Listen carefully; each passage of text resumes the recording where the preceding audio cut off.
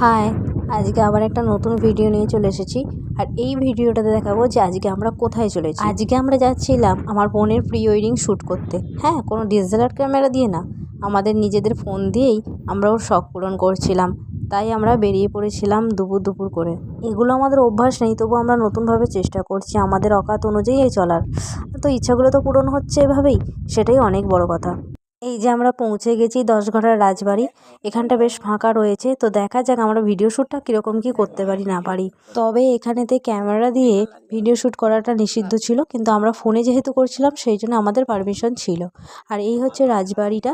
কিন্তু এত রোদ যে বিরক্ত হয়ে যাচ্ছিলাম, আমরা দেখছিলাম চারিদিকটা তাকিয়ে যে কোথায় কীরকম ভিডিওটাকে শ্যুট করা যায়। এই যে আমার দিদি দাঁড়িয়েছে ফুল হাতে ক্যাবলাকান্তের মতো, পুরো ক্যাবলাকান্ত লাগছে ওকে, কি আর বলবো। এই যে শুরু হয়ে গেছে আমাদের ভিডিও শ্যুট করা।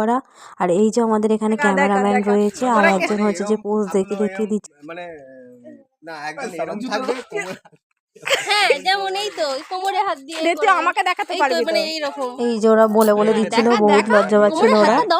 তো যাই হোক, এইভাবে বেশ মজা করে আমাদের ভিডিও শ্যুটটা হচ্ছিল।